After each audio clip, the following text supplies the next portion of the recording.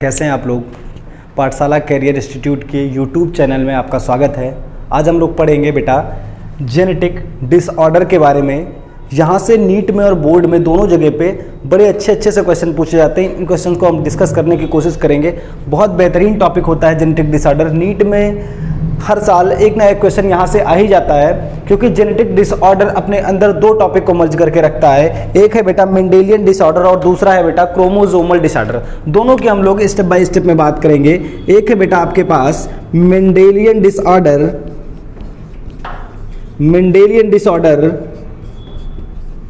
और दूसरा है आपके पास बेटा क्रोमोसोमल डिसऑर्डर।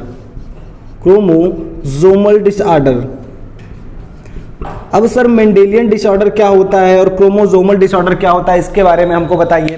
तो बेटा मैं कह रहा हूं आप जेनेटिक डिसऑर्डर के बारे में पढ़ रहे हैं। जेनेटिक डिसऑर्डर जो होते हैं आपके जीन में चेंज आने की वजह से होते हैं। ये दो टाइप के हो सकते हैं बेटा। एक हो सकता है आपका मेंडेलियन डिसऑर्डर और दूसरा हो सकता है आपका क्रोमोसोमल डिसऑर्डर। मेंडेलियन डिसऑर्डर क्या होता है सर, तो मैं बोलता हूं बेटा मैं मेंडेलियन डिसऑर्डर को change in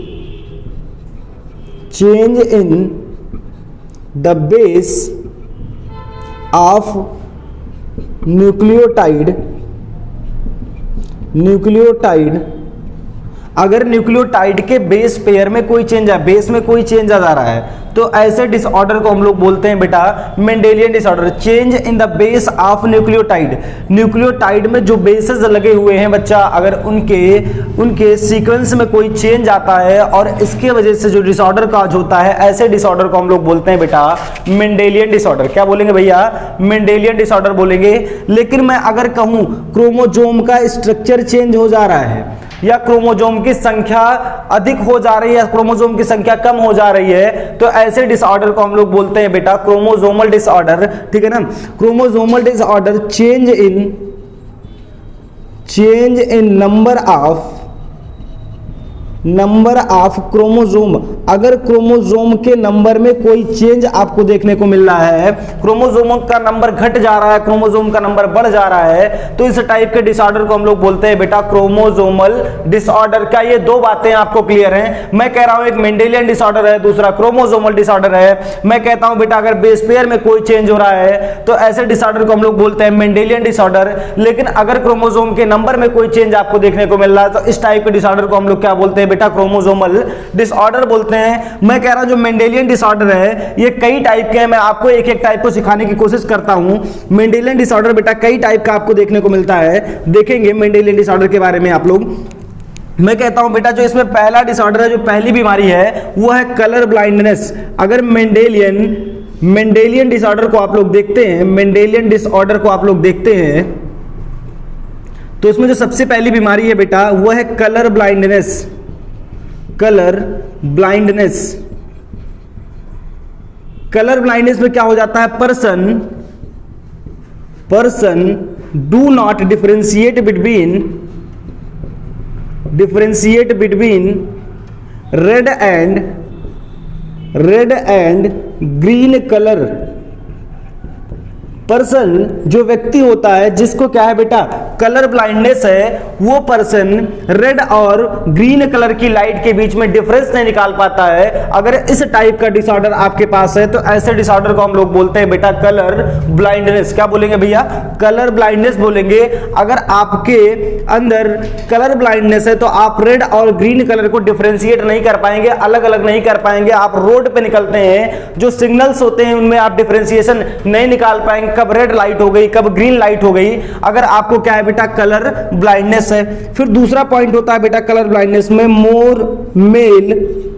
more male affected than female. मैं कहता हूं बेटा जो मेल होता है वो ज्यादा अफेक्टेड होता है फीमेल के कंपेयर में। अगर मैं कहूं 100 बंदों का सर्वे करूं, मैंने 100 लोगों का सर्वे किया, 100 लोगों का सर्वे किया, उसमें से अगर 8 मेल कलर ब्लाइंड वाला है बेटा, तो फीमेल का जो रेशियो आता है वो कितना आता है? 0.4%। मैं कहता हूं अगर 100 बंदों का मैंने सर्वे किया, किसके लिए बेटा? कलर ब्लाइंडनेस के लिए, तो मैं कहता हूं 8% बंदे ऐसे होंगे जो मेल होंगे, 8% उनको क्या होगा? कलर ब्लाइंडनेस होगा, लेकिन फीमेल का रेशियो क्या होगा? 0.4 परसेंट होगा। मतलब 100 में से 8 बंदा अगर मेल है, 100 मेल को मैंने लिया, कलर ब्लाइंडनेस को चेक किया तो 100 में से 8 बंदे कलर ब्लाइंड हो सकते हैं। लेकिन अगर मैंने 100 फीमेल को लेकर उनमें कलर ब्लाइंडनेस को चेक किया तो पता लगा मुझे कि 0.4% ही फीमेल क्या होती हैं, अफेक्टेड होती हैं। मतलब मोर मेल अफेक्टेड देन फीमेल, जो मेल होता है बेटा वो ज्यादा अफेक्टेड होता है फीमेल के कंपेयर में, एंड इस जो बीमारी के जीन है, जो कलर ब्लाइंडनेस के जीन है बेटा, found on x chromosome,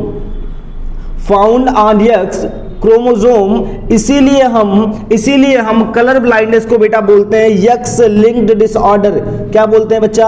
x linked disorder बोलते हैं। एक ऐसी बीमारी है जो आपके पेरेंट्स से आप में आई है, इनहेरिट होके आई है, तो ऐसे डिसऑर्डर को हम लोग बोलते हैं यक्स लिंक्ड डिसऑर्डर। और इस कलर ब्लाइंडनेस के जीन कहां पे पाए जाते हैं बेटा? यक्स क्रोमोसोम पे पाए जाते हैं। और मैं अगर आपको सेक्स डिटरमिनेशन के थ्रू मेल और फीमेल को बना के दिखाऊं, मैं कहता हूं यक्स और एक्स जो है बेटा ये किसको शो करता है? फीमेल को शो करता है। और यक्स एंड वाई किसको शो करता है बेटा? मेल को शो करता है। मैं कहता हूं जो कलर ब्लाइंडनेस वाले जीन है उनको मैं किससे रिप्रेजेंट करता हूं बेटा? सी से रिप्रेजेंट करता हूं। कलर ब्लाइंडनेस वाले जीन को हम लोग किससे रिप्रेजेंट करते हैं? सी से रिप्रेजेंट करते हैं। मैं कहता हूं मान लो कोई फीमेल है और फीमेल के एक एक्स पे सी लिखा हुआ है, मतलब जो फीमेल है वो कैरियर है इस डिजीज की। क्या है बेटा? कैरियर है इस डिजीज की, मतलब इसको बीमारी तो है, ये बीमारी को क्या करेगी? नेक्स्ट जनरेशन में पास ऑन कर सकती है, लेकिन इसके अंदर कोई भी लक्षण देखने को नहीं मिलते हैं। जैसे आप लोग देख रहे हैं कोविड के एसिम्प्टोमेटिक केस, ठीक है ना। मैं कह रहा हूं आपको बीमारी है, आप बीमारी को ट्रांसफर भी कर सकते हैं, लेकिन आपके अंदर कोई भी लक्षण देखने को नहीं मिलते हैं। तो मोस्टली केसेस में जो फीमेल होती है वो कैसी दिखती है आपको? कैरियर दिखती है। अगर मैं कहता हूं फीमेल के दोनों एक्स क्रोमोसोम पे क्या आ जाए बेटा? सी वाला जीन आ जाए, मतलब कलर ब्लाइंडनेस वाला जीन आ जाए, तो ऐसी फीमेल को हम लोग बोलते हैं डिजीज फीमेल। इस बंदी को क्या है भैया? कलर ब्लाइंडनेस है, डिजीज है। फीमेल को क्या है? डिजीज है, डिजीज फीमेल है ये। और ये कैसी फीमेल है बेटा? कैरियर फीमेल है। कैसी फीमेल है? कैरियर फीमेल है। मैं कहता हूं बेटा अगर किसी मेल पे एक्स के ऊपर क्या दिख जाए आपको? कलर ब्लाइंडनेस वाला जीन दिख जाए। हम जानते हैं मेल के पास एक ही एक्स क्रोमोसोम होता है और एक वाई क्रोमोसोम होता है। अगर मेल के एक ही क्रोमोसोम पे क्या लग गया बेटा? ये इन्फेक्टेड वाले जीन लग गए, तो मेल क्या हो जाएगा भैया? डिजीज वाला हो जाएगा। मेल कभी भी कैरियर नहीं होता है। जितने भी यक्स लिंक्ड डिसऑर्डर आपके बुक में दिए गए हैं वहां पे जो मेल है बेटा वो कभी कैरियर नहीं होगा। मेल या तो बेटा डिजीज होगा या कैसा होगा? नॉर्मल कंडीशन को शो करेगा। तो मेल कैसा हो जाएगा? डिजीज वाला हो जाएगा, बीमार हो जाएगा। ये मेल डिजीज वाला हो जाएगा। मेल कैसा हो जाएगा भैया? बीमार हो जाएगा। तो इतनी बातें आपको कलर ब्लाइंडनेस में देखनी होती हैं। मैं कहता हूं अगर किसी बंदे को कलर ब्लाइंडनेस है तो बंदा रेड और ग्रीन कलर के बीच में कोई डिफरेंस नहीं निकाल पाएगा। ठीक है बच्चा। मैं कहता हूं फिर बेटा मोर मेल अफेक्टेड देन फीमेल, जो मेल होता है वो ज्यादा अफेक्टेड होता है किसके कंपेयर में बच्चा? फीमेल के कंपेयर में। फिर मैं कहता हूं जो कलर ब्लाइंडनेस के जीन है वो किस क्रोमोसोम पे पाए जाते हैं भैया? यक्स क्रोमोसोम पे पाए जाते हैं। यक्स क्रोमोसोम पे पाए जाते हैं। फिर मैं कहता हूं जो कलर ब्लाइंडनेस वाले जीन हैं वो कैसे होते हैं? यक्स लिंक्ड डिसऑर्डर होते हैं, मतलब पेरेंट्स से उसके बच्चों में पास ऑन होते हैं। दो टाइप का डिसऑर्डर आपको देखने को मिलेगा, एक एक्स लिंक्ड डिसऑर्डर देखने को मिलेगा, दूसरा ऑटोसोमल डिसऑर्डर देखने को मिलेगा।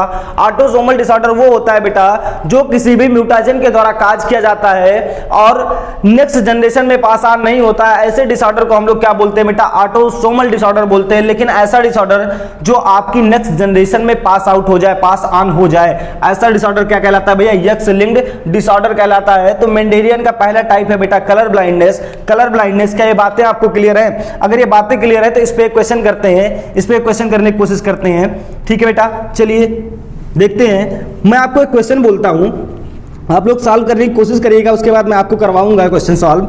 मैं कहता हूं इन्फेक्टेड या a disease male married with a carrier female,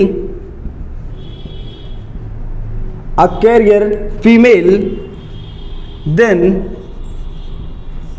how many sons are sons are diseased by colour blindness. मैं कहता हूं अ डिजीज मेल, एक मेल है जिसको क्या है बेटा डिजीज है, और डिजीज कौन सी है बेटा कलर ब्लाइंडनेस वाली है, कलर ब्लाइंडनेस वाली है। मैं कहता हूं एक मेल है जिसको बीमारी है, और ये बीमारी कैसी है बेटा कलर ब्लाइंडनेस वाली है। इसकी शादी होती है एक कैरियर फीमेल से।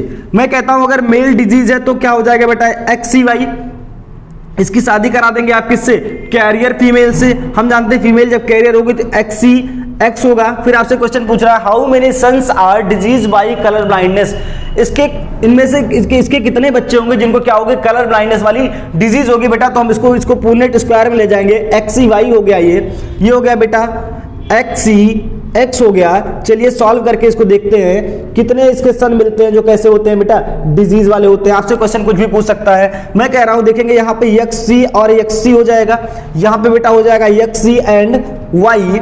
ये मेल कैसा हो गया बेटा डिजीज वाला हो गया। यहाँ पे हो जाएगा XCX और यहाँ पे क्या हो जाएगा बेटा XCX एंड Y। यहाँ पे आप अगर देखें तो देखेंगे 25% जो डॉटर है वो कैसी है बेटा डॉटर डिजीज वाली है। 25% डॉटर कैसी है बेटा कैरियर है।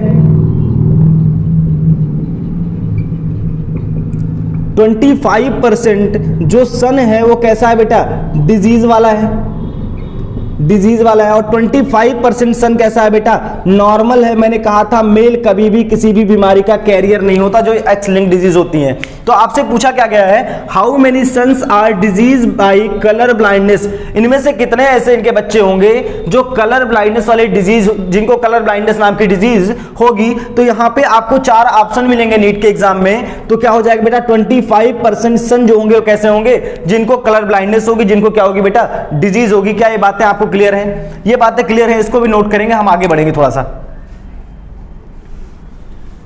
चलिए और देखते हैं। मैं कहता हूं जो दूसरी बीमारी है बेटा हमारे पास, जो दूसरी डिजीज है मेंडेलियन डिसऑर्डर में, जो सेकंड वाला डिसऑर्डर है, इस डिसऑर्डर को हम लोग बोलते हैं बेटा हीमोफीलिया।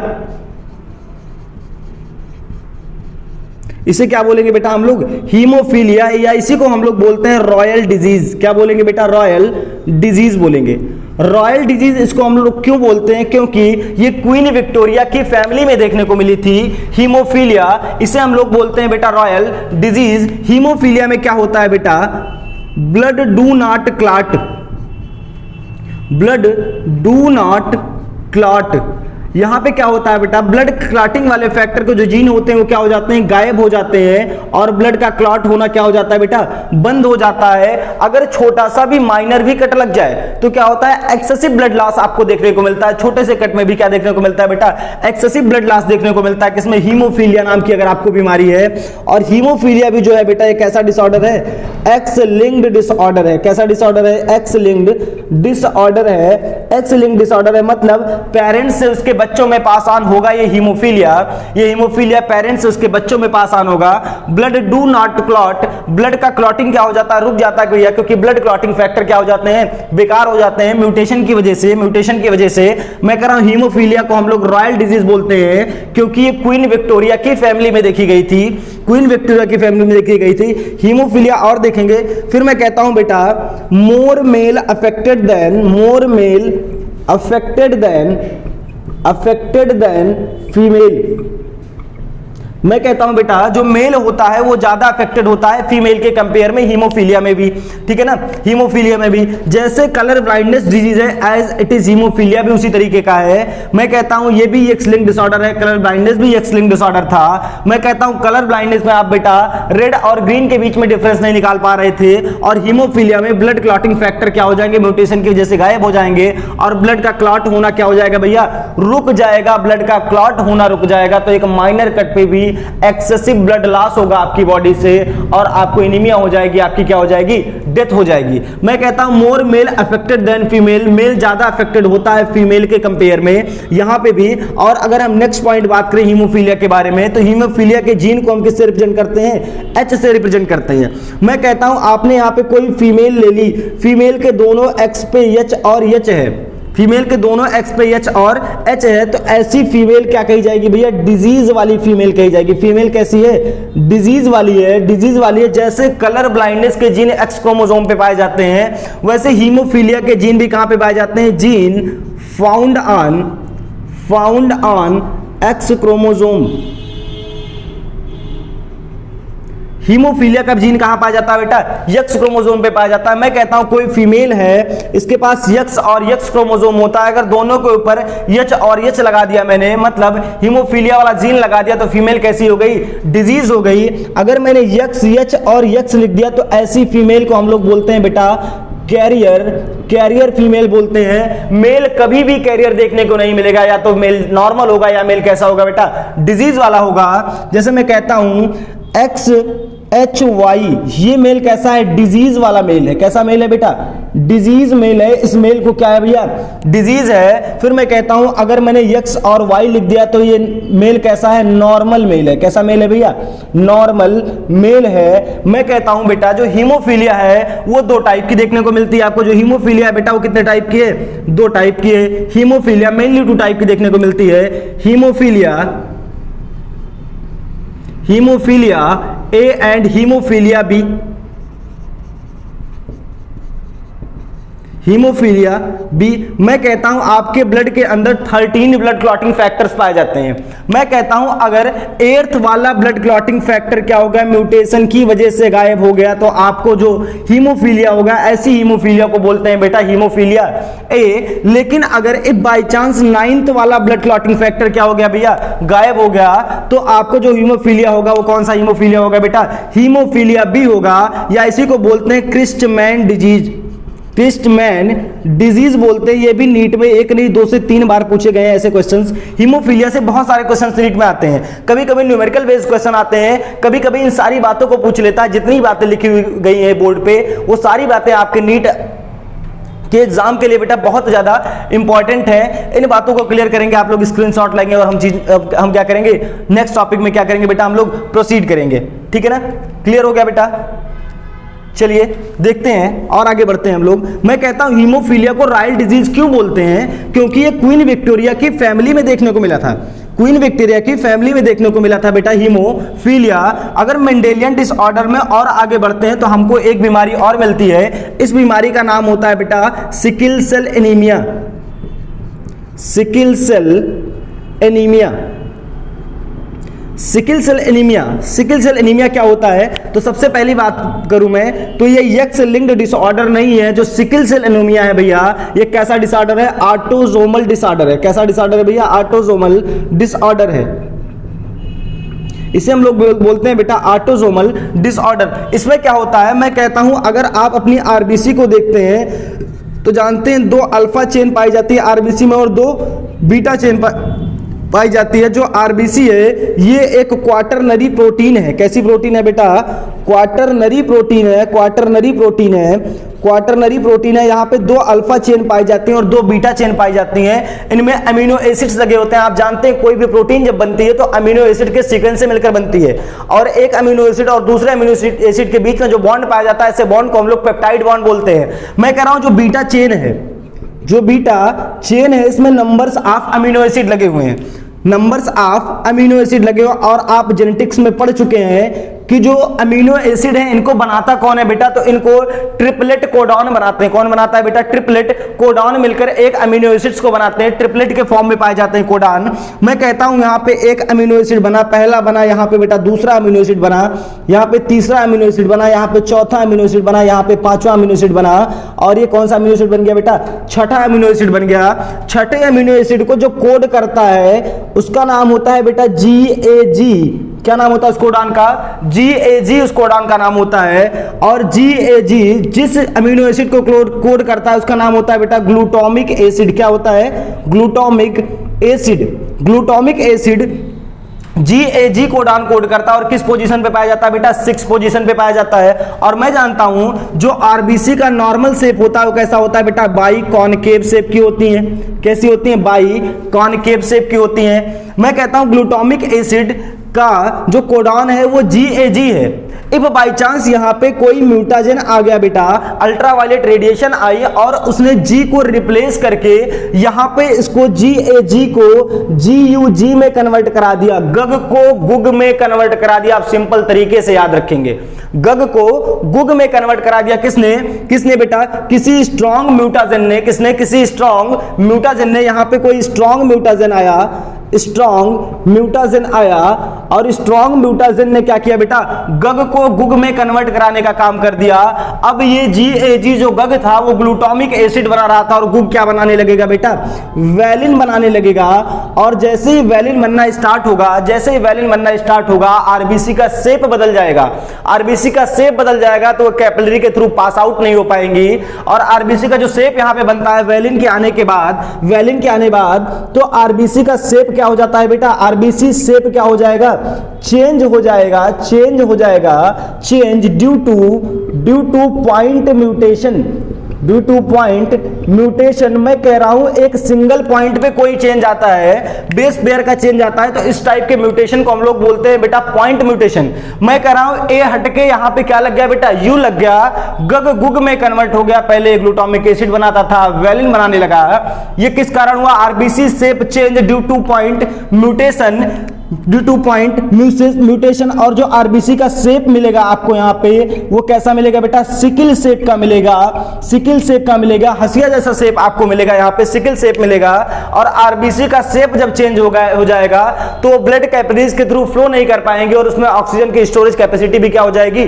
कम हो जाएगी। चलिए देखते हैं। मैं कहता हूं मान लो किसी बंदे को सिकल सेल एनीमिया है तो हम हीमोग्लोबिन को HB और HB से रिप्रेजेंट करते हैं। अगर किसी बंदे को सिकल सेल एनीमिया है तो उसे यस से रिप्रेजेंट करेंगे। अगर सिकल सेल एनीमिया नहीं है बेटा तो ए से रिप्रेजेंट करेंगे। ए का मतलब हो जाएगा एब्सेंट है, यस का मतलब हो जाएगा sickle cell anaemia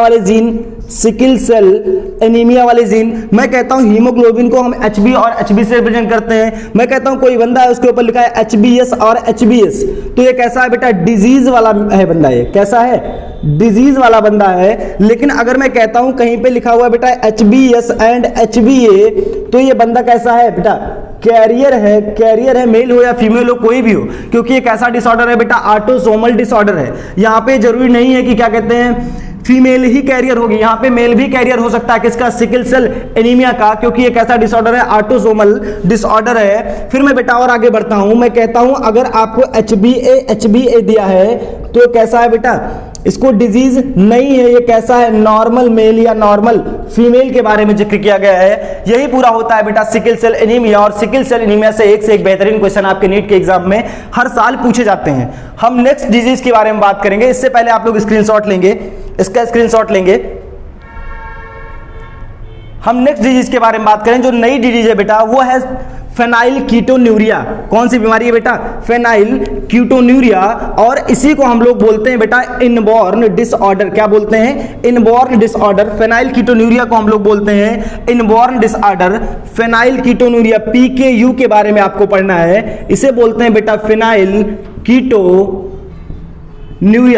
phenyl ketonuria के बारे में पढ़ना है। तो एक पहली बात मैं आपको फेनाइल कीटोन्यूरिया के बारे में बता दूं, ये भी कैसा डिसऑर्डर है बेटा? ऑटोसोमल डिसऑर्डर है।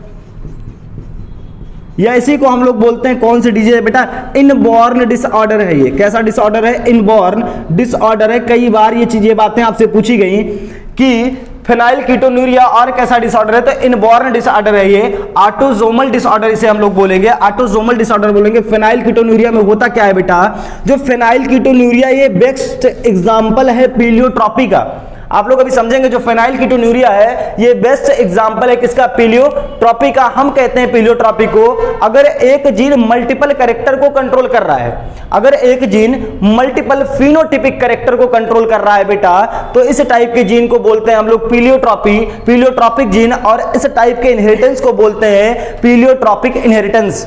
मैं कहता हूं अगर एक जीन मल्टीपल कैरेक्टर को कंट्रोल कर रहा है, एक जीन के अफेक्ट होने से आपके बॉडी में कई सारे कैरेक्टर क्या हो गए? डिस्टर्ब हो गए, तो ऐसे जीन को हम लोग बोलते हैं बेटा पीलियोट्रॉपिक जीन। क्या बोलेंगे बच्चा? पीलियोट्रॉपिक जीन बोलेंगे। मैं कह रहा हूं ये ऑटोसोमल डिसऑर्डर है, ये ऑटोसोमल डिसऑर्डर है। और देखेंगे थोड़ा सा और देखेंगे भैया, समझेंगे। मैं कह रहा कुछ पॉइंट इसके बारे में बता रहा हूं। फेनाइल कीटोन्यूरिया में होता क्या है बेटा? एक अमीनो एसिड होता है phenylalanine, phenylalanine phenyl hydrolase की प्रेजेंस में, फेनाइल हाइड्रोलेज की प्रेजेंस में, हाइड्रोलेज की प्रेजेंस में बेटा कन्वर्ट हो जाता है टायरोसिन में। और हम जानते हैं जो टायरोसिन है इसका हमारी बॉडी में कई सारा फंक्शन है, जैसे ये क्या करता है, activate adrenal gland, activate adrenal gland, adrenal gland, ये एड्रीनल ग्लैंड को एक्टिवेट करने का काम करता है बेटा टायरोसिन। और साथ साथ में क्या करता है, स्किन पिगमेंटेशन भी कराता है ये टायरोसिन, स्किन पिगमेंटेशन कराने का भी काम कौन करता है बेटा, टायरोसिन करता है। मैं कहता हूं फेनाइल एलानाइन फेनाइल हाइड्रोलेज की प्रेजेंस में कन्वर्ट हो जाता है टायरोसिन में, और ये फेनाइल एलानाइन बनता कहां पे बेटा, हमारे ब्रेन में बनता है। मैं कहता हूं फेनाइल हाइड्रोलेज की प्रेजेंस में टायरोसिन में कन्वर्ट हुआ, और टायरोसिन का आपकी बॉडी में कई सारा फंक्शन है, जैसे बेटा activation of adrenal gland, adrenal gland को एक्टिवेट करने का काम करता है, स्किन में पिगमेंटेशन करने का काम करता है। मैं कहता हूं आपने म्यूटेशन करा दिया, और म्यूटेशन की वजह से जो फेनाइल हाइड्रोलेज था बेटा ये क्या हो गया, बनना ही बंद हो गया। जब फेनाइल हाइड्रोलेज बनना बंद हो जाएगा, कुछ और बनने लगेगा, तो फेनाइल एलानिन टायरोसिन में कन्वर्ट नहीं होगा। जब टायरोसिन में कन्वर्ट नहीं होगा बेटा, तो जो एड्रिनल ग्लैंड का एक्टिवेशन है ये रुक जाएगा, और स्किन का पिगमेंटेशन भी क्या हो जाएगा बेटा, रुक जाएगा।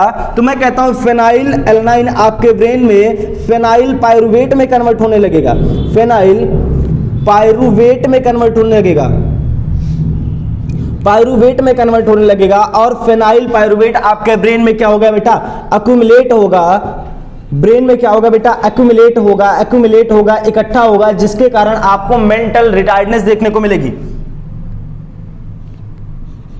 एक्यूमुलेट हो जाएगा आपके ब्रेन में क्या बेटा, फेनाइल पायरुवेट। मैं कहता हूं फेनाइल एलानाइन फेनाइल हाइड्रोलेज की प्रेजेंस में टायरोसिन में कन्वर्ट हो रहा था बच्चा।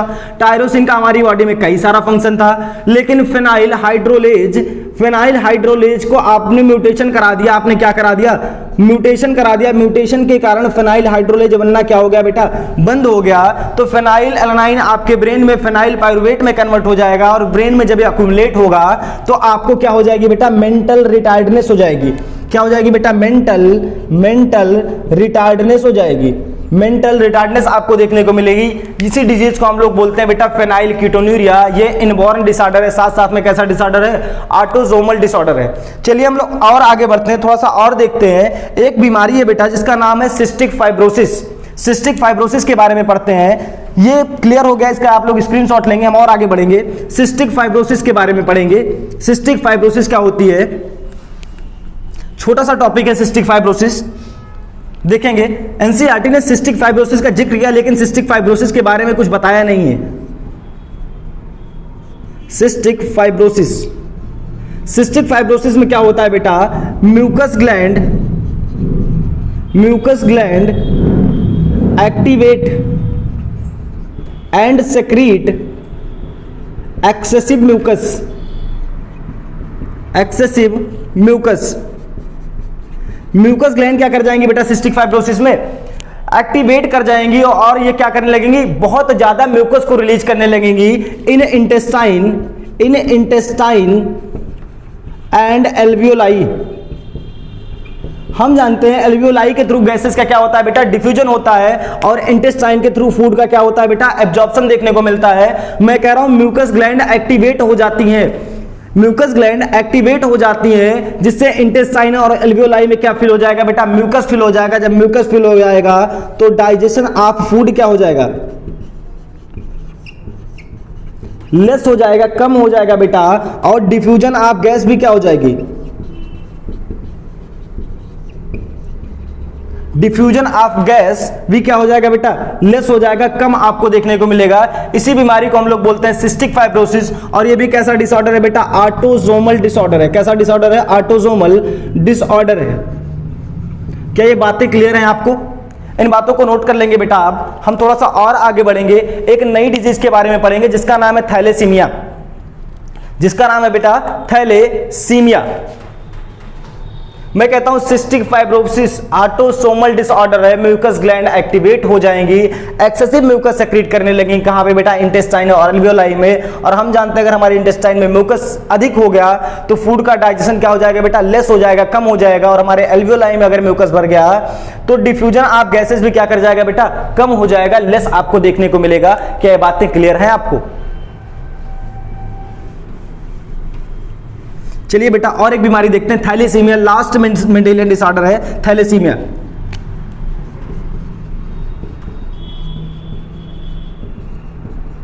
थैलेसीमिया की बात करें बेटा तो थैलेसीमिया जो होती है ये भी कैसा डिसऑर्डर है? ऑटोसोमल डिसऑर्डर है।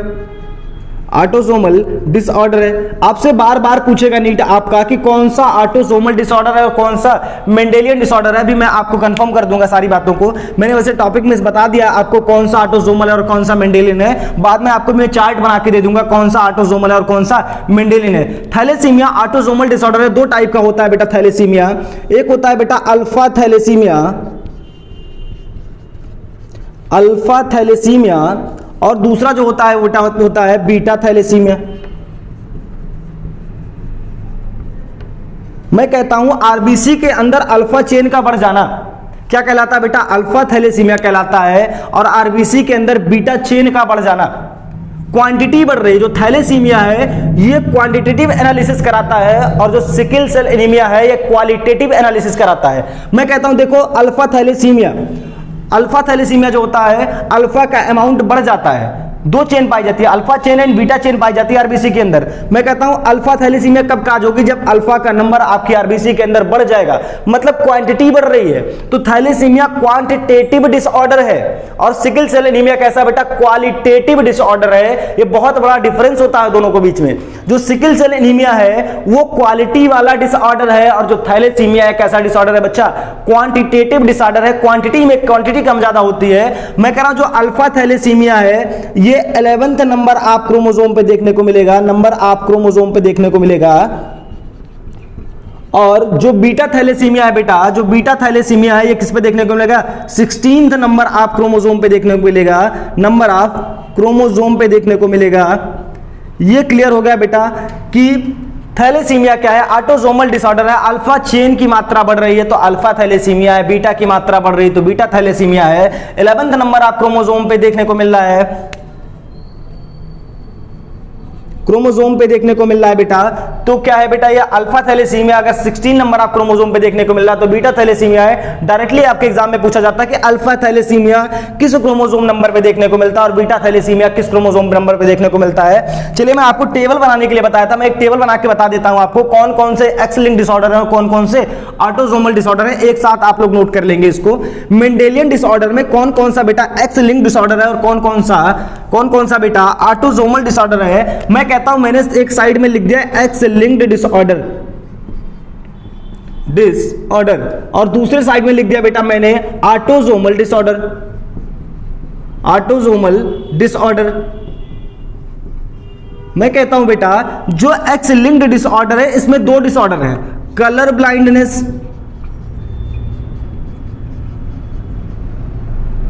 ब्लाइंडनेस और साथ साथ में बेटा हीमोफीलिया। कलर ब्लाइंडनेस और हीमोफीलिया कैसे डिसऑर्डर है भैया?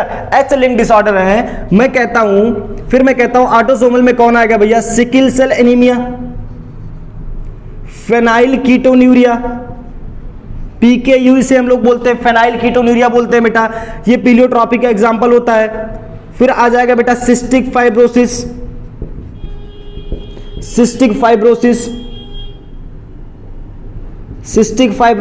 फिर आ जाएगा बच्चा, फिर आ जाएगा थैलेसीमिया। और मैं कहता हूं ये ऑटोसोमल डिसऑर्डर है, एक्स लिंक्ड डिसऑर्डर है और दोनों कैसे डिसऑर्डर है बेटा? मेंडेलियन डिसऑर्डर है। मैंने आपको बताया मेंडेलियन डिसऑर्डर क्या होता है। मैं कहता हूं न्यूक्लियोटाइड के बेस पेयर में बेटा अगर कोई चेंज देखने को मिलता है तो ऐसे डिसऑर्डर को हम लोग क्या बोलते हैं? मेंडेलियन डिसऑर्डर बोलते हैं। क्रोमोसोम की संख्या में कम और ज्यादा हो जाता है जब, तो ऐसे डिसऑर्डर को हम लोग क्या बोलते हैं बेटा? क्रोमोसोमल डिसऑर्डर बोलते हैं। मैं इस टॉपिक को कंप्लीट कर दिया, आपको नेक्स्ट टॉपिक में पढ़ाऊंगा मैं क्रोमोसोमल डिसऑर्डर क्या होता है। Thank you. चैनल को लाइक करें, सब्सक्राइब करें, खूब शेयर करें। धन्यवाद आप सभी का।